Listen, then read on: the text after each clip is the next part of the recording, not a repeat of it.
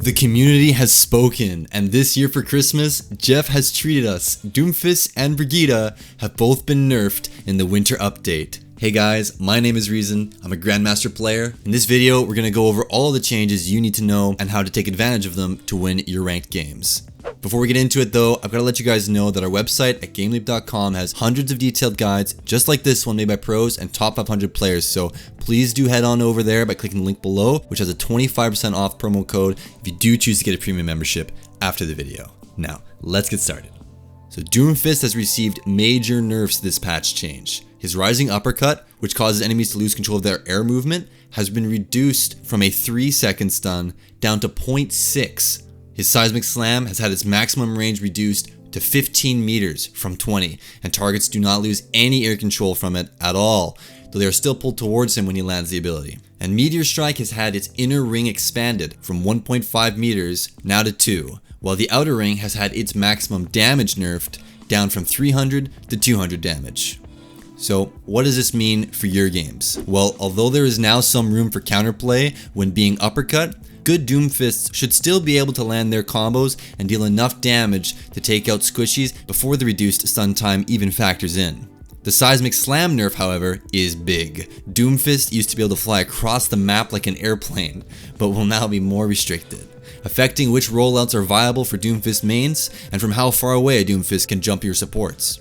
Now, Meteor Strike still interacts much the same with heroes like Ana who have no movement abilities to escape its radius. Your options are still going to be to try to juke the Doomfist using corners or else get help from your teammates via shields, body blocking, or bubbles. For heroes with movement abilities like Hanzo, however, Meteor Strike will be less dangerous as once you're out of the inner ring, you will have a much higher chance of surviving the ultimate. So now that we've gone over the patch notes, let's take a look at this game I had against the Doomfist pre-nerf and compare how he used to attack to another game I had that will show just after this.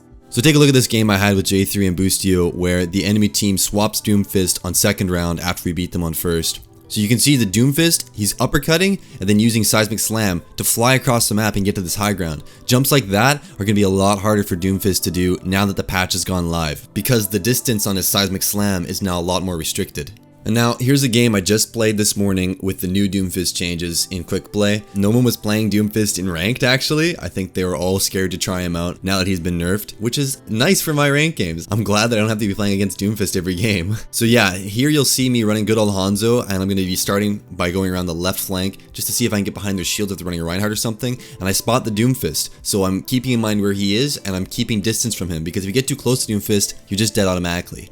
And now that the changes have gone live, you can be a little bit closer than before, because now it's 15 meters versus 20 meters on the range for his seismic slam, so you don't have to worry as much about it, but you do still need to keep distance on him. So you see the Doomfist comes in here with his Zarya bubble, but because of where he landed, I'm just going to try to break that bubble and spam shots into him. So you can see that even with the changes, he can still bully the heck out of tanks. But as with before, supporting your teammates and taking him out quickly when he all-ins is the way to go. And you can see we headshot him there. So there's good old Forgita. You can see she's still a danger even after the changes. Just because of the way her passive healing works and the armor that she has, she can just walk into people and still slap them like crazy, even with the reduced damage on her shield bash. But as of before, I'm just going to play out of her range basically and spam shots into her. So because there's a Doomfist on the enemy team, you can see I'm going to throw down this Sonic arrow right on this corner before I round that corner. Because if the Doomfist is there, I can't be. So I have to find a way to clear that out. In scrims you might be scouting that information, but in ranked solo queue, or in this case quick play, you can't. So I'm just going to use Sonic Arrow to clear that out. I see that no one's there, so it's safe for me to stand up there and spam shots on their team. You can see here Zarya gets deleted by the Doomfist. She was already low, but you can see that the uppercut, even though it doesn't reduce their air control as much, it's still sending them really high up into the air, which still makes them an easy target with a predictable trajectory. So starting off the second round here, just like with tanks, Doomfist exerts control over an area by threat of death. So I cannot walk directly into this front line because of the Zarya, but also because of the Doomfist, because it'd be too close range for him. So even after the nerfs, he can still do that job. He just does it in ways that involve a little bit more opportunity for counterplay. So you can see here as we're attacking in, for some reason our Reinhardt decided to flank, and you can see the Doomfist is punishing him for that. So the Doomfist will still, as I said earlier, he's going to win 1v1s with tanks. Which is really strange for a DPS to be like that. Doomfist is one of the only DPS characters in the game that interact like that. Another one is Reaper, who can really mess with tanks. So you can see as we're holding down the enemy spawn here, we're going to see the Doomfist come around the corner. And since the enemy has no shield tank, again, we're going to play range on him. And just pound shots into him. And then he tries to go for all in, so we take him out. And our Reiner shatters him for some reason. So you can see for round 3 here, I'm going to be setting up on the high ground to try to take pot shots to the enemy team since they don't have any dive tanks that can contest me. And the enemy Doomfist is actually going to go to town on my team. You can see he's just singling out people and taking them down one by one. And I probably should have been paying more attention to him, to be honest here. I was too focused on the supports and the Zarya. So we spot the Doomfist with their Sonic Arrow, so I'm going to go around and see if I can surprise him. If you can get damage into Doomfist before he dives in, just like with a dive tank, he's going to be easier to deal with, right? Like if you can deal damage to Winston, for example, before he dives your supports, he can't stay in for as long. It's the same thing with Doomfist. He's going to have to use his abilities to escape more quickly and won't be able to do as much damage, or else he's just going to get killed. So the Doomfist uses his ult, and I'm thinking that he's probably going to be touching point with that since he's the one who can touch, but for some reason he doesn't, so we take the win. In addition to the Doomfist nerf, Brigitte has also been cut down a notch with her shield bash damage being reduced from 50 to 5, so it's now entirely there for stun utility, much like Anna's sleep dart, which also deals 5 damage on contact, or McCree's flashbang, which deals 25. As well, Brigitte can no longer stun through shields, and this nerf prevents you from stunning even when you're partially past the shield, so it's quite a big change and will hopefully make bash shatter a thing of the past. Although a Brigitte can still walk past the shield to get this kind of a combo off.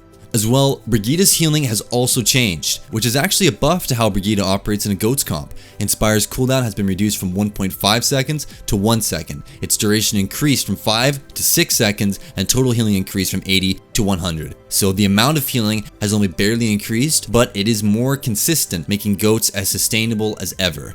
But the really good news is, combos that used to kill tracers right away no longer work because of this shield bash change, hopefully allowing a little more counterplay to Brigitte's previously unstoppable tirades. In addition, this patch we got the ability to make our bobs entirely gold if we unlock Ashe's golden weapon. And Torbjorn's Molten Core now deals 160 DPS up from 130. Bastion's recon ammo has been increased from 25 to 35. And his Sentry Mode spread now gets more accurate over time, up to 33%, so straight buffs for Bastion. McCree's Fan the Hammer also got a plus 10 damage per shot increase, allowing him to take out even an armored target such as Bastion.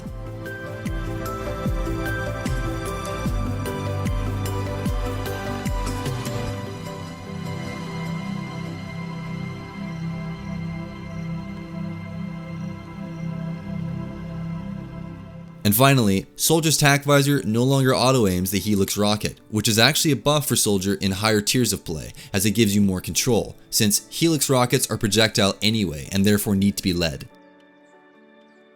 Now onto the festive changes. While we're focused on the competitive side of the game here at GameLeap and getting you wins, it's nice to see that Blizzard have revived some of the old Winter Classic variants, as well as issued a makeover to Blizzard World, which previously had no Winter variant at all.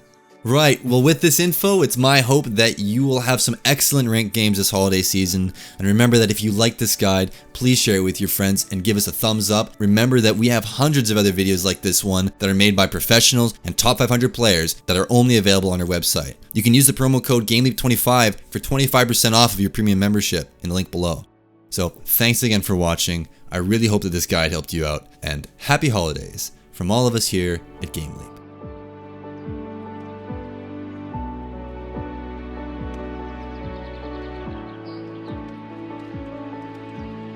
What was it like to wake up after having never gone to sleep?